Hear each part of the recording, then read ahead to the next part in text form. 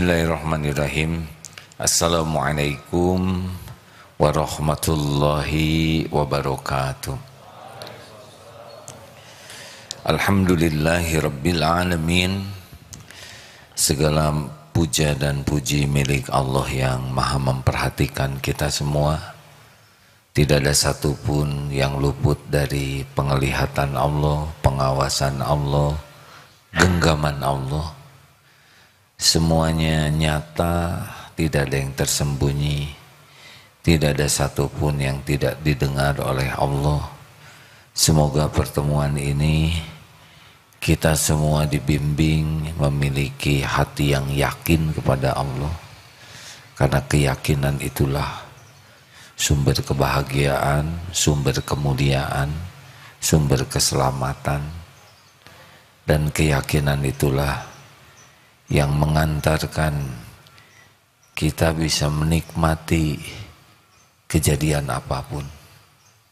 Kita bisa tidak pernah rugi dengan kejadian apapun, karena bisa menyikapi dengan sikap yang benar. Allahumma salli ala Sayyidina Muhammad wa ala alihi wa ashabihi ajma'in. Kita kaji nomor 9, hadirin. Bismillahirrahmanirrahim. Kitab Al-Hikam nomor 9. Tanawwa'at ajnasul a'mal litanawwu'i waridatil ahwal. Beraneka warna jenis amal perbuatan karena bermacam-macam pula pemberian karunia Allah yang diberikan kepada hambanya. Ini penting dipahami, hadirin, supaya kita tidak menganggap remeh orang lain, karena setiap orang yang Allah ciptakan memiliki bakat, kemampuan yang berbeda, intelektual berbeda, IQ-nya, daya tahan tubuh yang berbeda, kondisi fisik, kondisi finansial, beban pekerjaan yang berbeda. Allah yang maha adil memberi kesempatan tiap orang menjadi dekat dengan Allah dengan keberagaman. Ada yang bagus sekali sholatnya, sholatnya sangat berkualitas, banyak, karena waktunya juga luang. Tapi ada yang waktunya sangat sedikit, karena tugasnya sangat banyak. Tapi yang sedikit tidak sempat sholat sunnah, hanya sholat fardunya itu betul-betul dijaga kualitasnya. Walaupun sedikit waktunya, tapi sholatnya itu terjaga. Kalau kita kan waktu banyak dan sholatnya tidak terjaga, ya. Kita tidak dikejar apa-apa, waktu kita luang. Ada yang sedikit sekali waktunya, harus bekerja ini. Dia bekerja sebagai karyawan yang waktunya dituntut. Dan dia bekerja keras untuk menafkahi keluarganya, untuk mencicil hutang ibu bapaknya. Dan Allah tahu ini. Ada yang kuat tahajud panjang, ada yang tidak bisa karena dia jaga malam. Tapi sambil jaga dia tidak lepas lisannya dari menyebut nama Allah. Dia tidak punya waktu cukup untuk tahajud, tapi dia selalu minta ampun kepada Allah. Ada yang dekat kepada Allah dengan berbakti ke orang tua, dengan catatan semua amal yang wajib dipenuhi, ya. Bakti ke orang tua bisa mulia di sisi Allah. Ada yang kuat saum, ada yang dengan sedekahnya, ada yang tingkat IQ-nya terbatas, tapi suka sekali punya roti, dia bagi 2. Dia ke sekolah bawa pensil lebih dari 1 supaya bisa temennya yang pensilnya ketinggalan pakai pensil dia. Dia datang lebih awal ke sekolah karena ingin bantu petugas piket. Jadi ada yang secara IQ tidak tinggi, hafalan susah, tapi banyak kebaikannya. Ada yang tidak ganggu orang, Memang tidak banyak kebaikannya, tapi dia tidak merugikan orang lain. Masya Allah. Dan kita tidak tahu dari sekian ratus yang hadir sekarang ini, dari yang hadir ini amal-amalnya seperti apa. Oleh karena itu jangan meremehkan orang lain. Atau mungkin ada orang yang amalnya sedikit tapi air mata tobatnya, aduh, itu kalau sudah sepertiga malam terakhir tuh nangis tangisan yang betul-betul asli menangisi dosa, dan kita tidak merasakan tangisan itu. Kesimpulannya apa? Jangan risau dengan berbagai keterbatasan kita. Maksimalkan saja di potensi yang paling kita mampu. Dan yang kedua, jangan menganggap remeh orang lain. Karena kita tidak tahu, jangan-jangan orang tersebut berkedudukan di sisi Allah karena punya amalan khusus. Ya, seperti saudara-saudara kita yang berbaring, tidak berdaya, tidak bisa bergerak. Ya, seperti teman-teman kita, Ndud, Iso, Oges, dan teman-teman lainnya. Itu boleh jadi lebih tinggi kedudukannya dari kita karena ridho menerima takdir tidak bisa bergerak. Ya Allah, saya ridho dengan takdir tubuh saya tidak bisa bergerak. Semua ini milik. Berbaring berjam-jam tanpa bisa bergerak sedikit pun. Tidak ada amal yang bisa dilakukan. Sholat berbaring di sana, tapi ridho, saya terima ya Allah semua ketentuanmu ini. Saya adalah hamba-Mu, saya terima takdir saya lumpuh tidak bergerak seperti ini. Pasti perhitungan-Mu adalah yang terbaik. Setiap takdir-Mu adalah yang terbaik. Al-khair khairatullah. Ya Allah, saya terima dan saya pasrahkan diri ini kepadamu. Tidak bergerak, tidak sedekah ya, karena tidak bisa menghasilkan uang, sulit untuk wudu, jaga wudu, tahajud dengan segala keterbatasan. Tapi boleh jadi lebih melesat di sisi Allah. Atau seorang kepala daerah yang adil, yang tiap malam tuh terus mendoakan rakyatnya. Dan kita tidak tahu beratnya pekerjaan, belum lagi godaan-godaan untuk melakukan korupsi, godaan dari berbagai, belum lagi tekanan, dan dia kuat. Boleh jadi berkedudukan di sisi Allah lebih dari kita yang cuma ngomel-ngomel dan protes melulu. Atau ada tuh yang menjadi mulia di sisi Allah karena dia kerja keras hanya untuk mencicil hutang orang tuanya yang sudah wafat.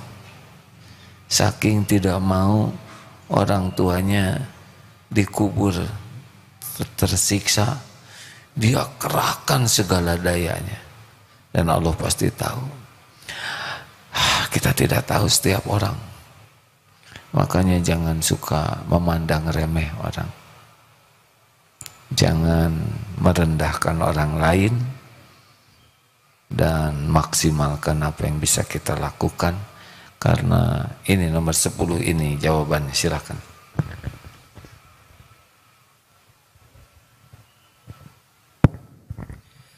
Al-a'malu suratun qa'imatun wa arwahuha wujudu sirril ikhlasi fiha. Amal perbuatan itu sebagai kerangka yang tegak, sedangkan ruh atau jiwanya ialah terdapat rahasia ikhlas atau ketulusan dalam amal perbuatannya itu. Innallaha la yanzuru ila suwarikum wa amwalikum walakin yanzuru ila qulubikum wa a'malikum. Amal perbuatan itu sebagai kerangka seperti tubuh ini, dan ruhnya adalah keikhlasan. Jadi kalau ada orang yang beramal tapi tidak ikhlas, ya ada kerangka tapi tidak ada nyawanya, mati, mayat, maaf ya, bangkai, maka walaupun anak kecil, kalau ada nyawanya berarti. Walaupun besar, gagah, kalau tidak ada nyawanya tidak berarti. Maka mari kita usahakan dalam setiap amal apapun yang kita lakukan harus ada ruh ikhlasnya. Kita tidak bisa misalkan sedekah banyak, tapi sedekah roti yang satu ini bisa menjadi besar sekali nilainya kalau ada ikhlasnya. Sedekah ribuan roti, jutaan roti, tapi kalau tidak ada ikhlasnya, ya jadi seperti tadi. Jadi seperti ya tidak ada ruhnya. Makanya tidak cukup kita sibuk memperbanyak amal. Itu baik tapi tidak cukup. Harus benar-benar ruhnya ini, ruh amal ini hadir.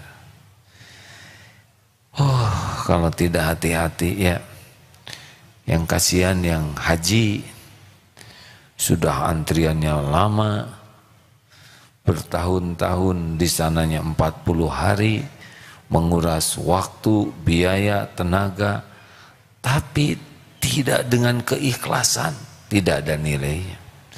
Bahkan jihad fisabilillah pengakuannya sampai terbunuh di medan perang, tapi kalau tidak ada ikhlasnya ya tidak disampai juga.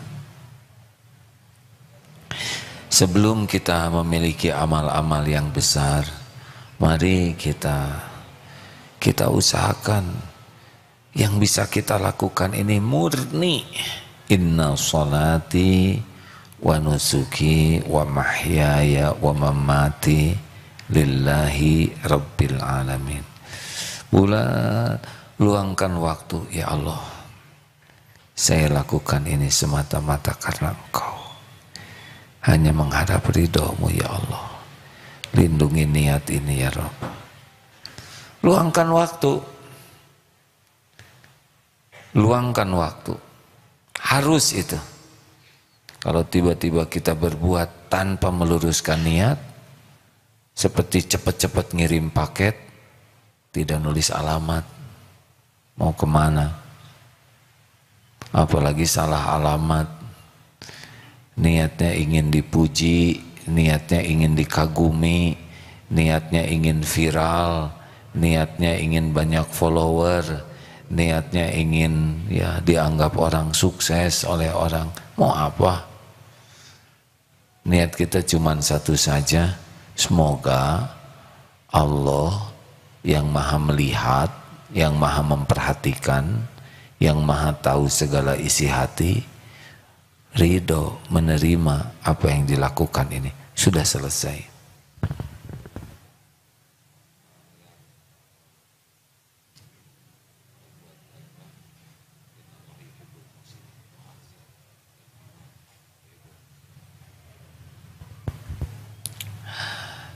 Jadi kalau ditanya kenapa kok jadi orang jujur? Karena Allah menyuruh jujur dan Allah mencintai orang jujur. Selesai sudah. Sudah selesai itu. Tidak ada kaitan dengan karir, pangkat, gelar, jabatan. Kenapa semangat belajar? Karena Allah menyuruh kita belajar dan Allah mencintai. Sudah selesai di sana. Kenapa kok ibu berbuat baik kepada suami? Karena Allah menyuruh saya berbuat baik dan Allah mencintai yang berbuat baik. Sudah selesai. Apakah suami menghargai atau tidak, suami balas kebaikan, oh itu sudah bukan coupling kita. Coupling kita ya cuma satu saja, yaitu Allah menerima. Dan ini itu enak. Apa sih ciri-ciri kebaikan yang diterima? Cirinya adalah kalau kita sudah berbuat baik dan Allah suka, kita akan berbuat baik lagi. Ada kebaikan lanjutan. Sebagian ulama itu mengatakan kalau kita berbuat kebaikan dan kurang bagus, itu sudah itu kita berbuat jelek tuh. Jadi orang yang kebaikannya disukai Allah, dia akan dibimbing berbuat kebaikan yang lainnya. Tapi kalau kebaikannya kurang baik niatnya, caranya, dia berhenti tuh, susah berbuat baik lagi.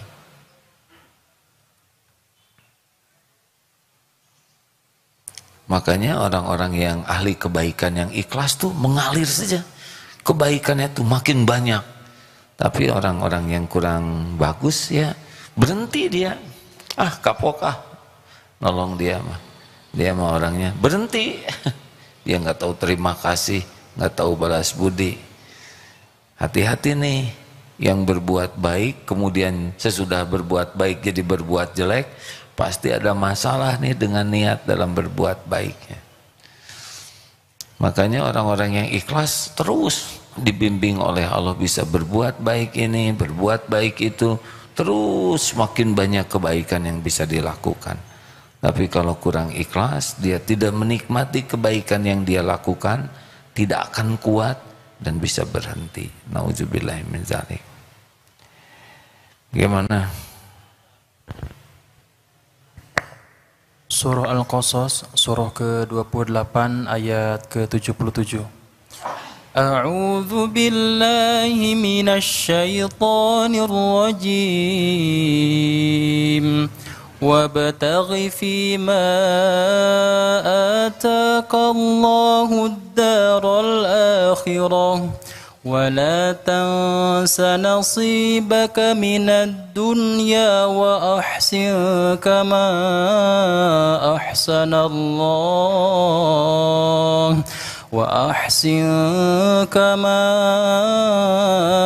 أحسن الله إليك ولا تبغ الفساد في الأرض إن الله لا يحب المفسدين. Dan carilah apa yang telah Allah anugerahkan kepadamu, dan carilah pada apa yang telah dianugerahkan Allah kepadamu, kebahagiaan negeri akhirat, dan jangan kamu melupakan bagianmu kenikmatan duniawi, dan berbuat baiklah. Wa ahsin kama ahsanallah ilaik, dan berbuat baiklah sebagaimana Allah telah berbuat baik kepadamu, dan janganlah kamu berbuat kerusakan di muka bumi. Sesungguhnya Allah, innallaha la yuhibbul mufsidin, sesungguhnya Allah tidak menyukai orang-orang yang berbuat kerusakan.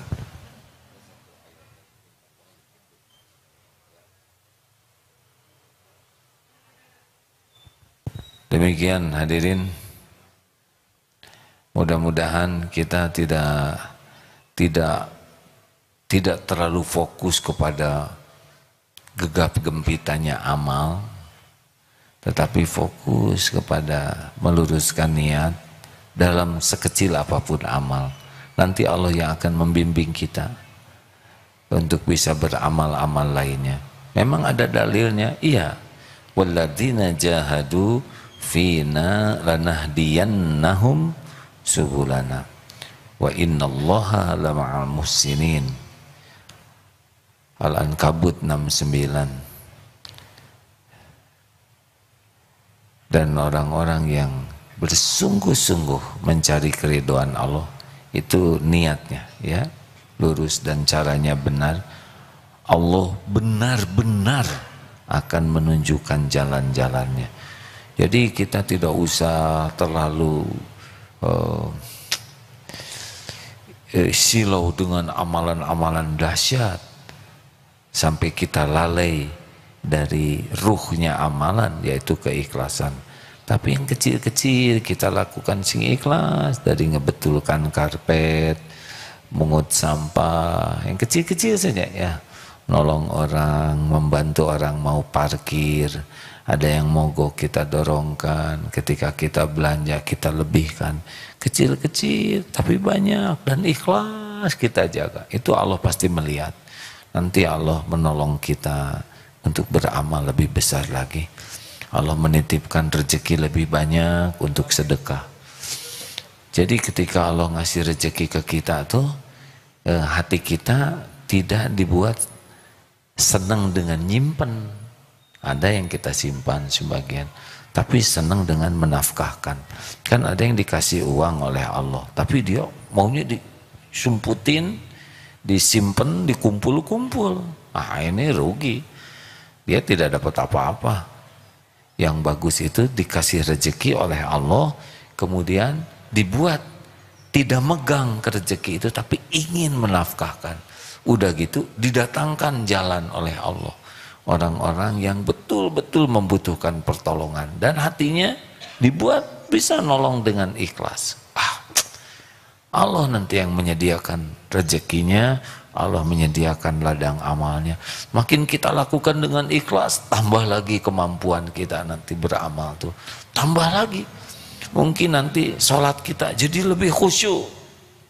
Kemudian kegemaran kita nolong orang tuh menjadi lebih ikhlas. Makin kita berbuat baik dengan ikhlas, nanti mengalir itu aneka jenis kebaikan-kebaikan.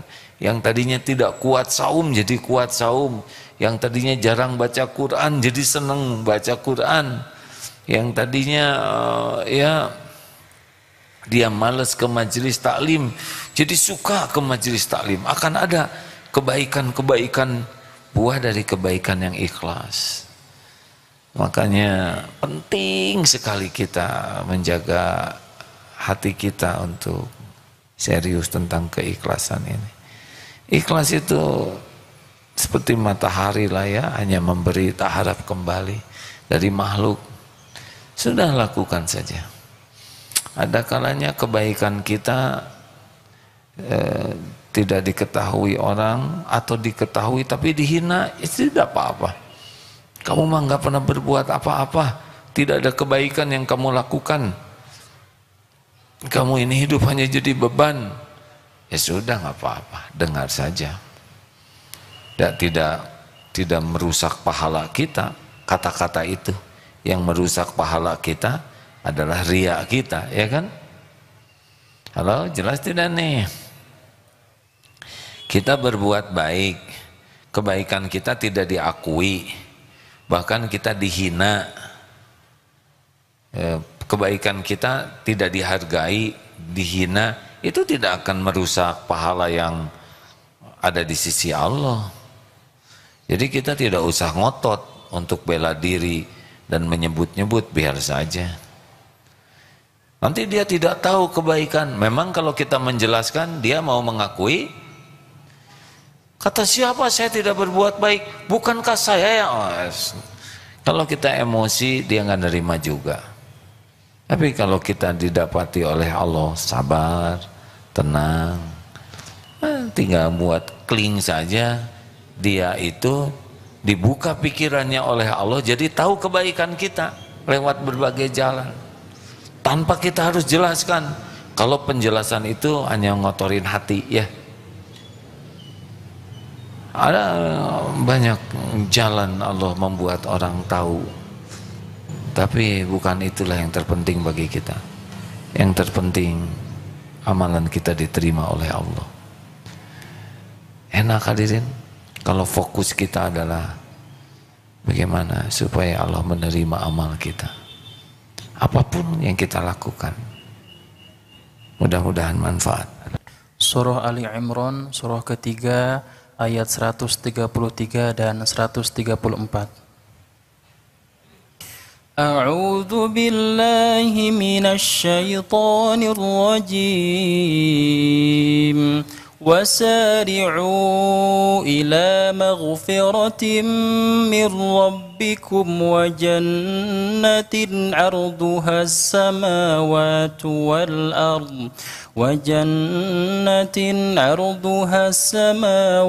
والأرض أعدت للمتقين الذين ينفقون في السراء والضراء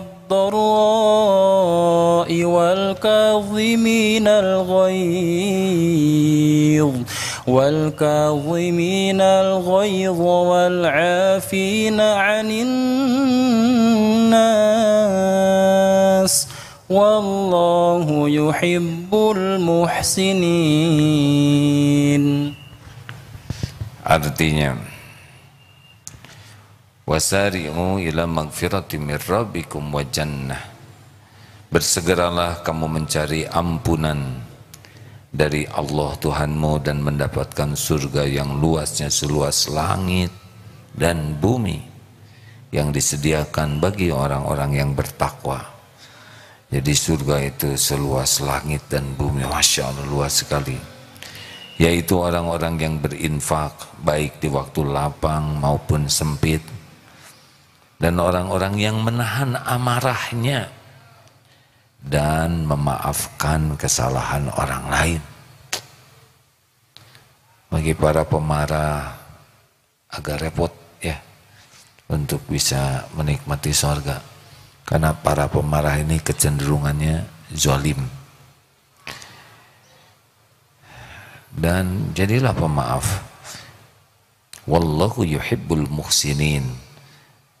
Dan Allah mencintai orang-orang yang berbuat kebaikan. Satu lagi.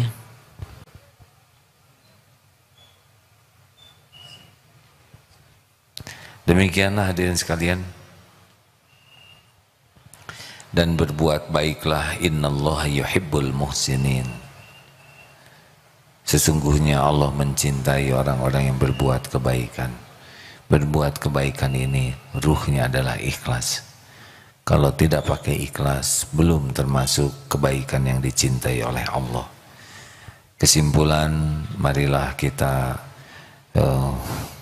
maksimalkan potensi apapun yang Allah berikan kepada kita.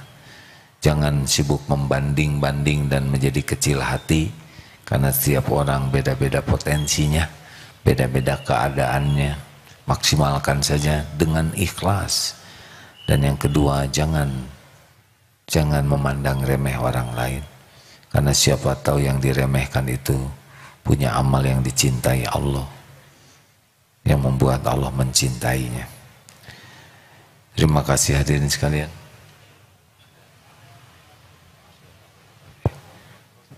Iya benar. Al-Baqarah 195. A'udzu billahi minasyaitonir rajim. Wa anfiqu fi sabilillahi wa la tulqu bi aydikum ila tahlukah wa ahsinu innallaha yuhibbul muhsinin. Dan infakkanlah hartamu di jalan Allah, dan janganlah kamu jatuhkan diri sendiri ke dalam kebinasaan dengan tangan sendiri, dan berbuat baiklah, sungguh Allah menyukai orang-orang yang berbuat baik. Dan belanjakanlah, wa anfiqu fi sabilillah, di jalan Allah, harta benda di jalan Allah. Dan janganlah kamu menjatuhkan dirimu dalam kebinasaan.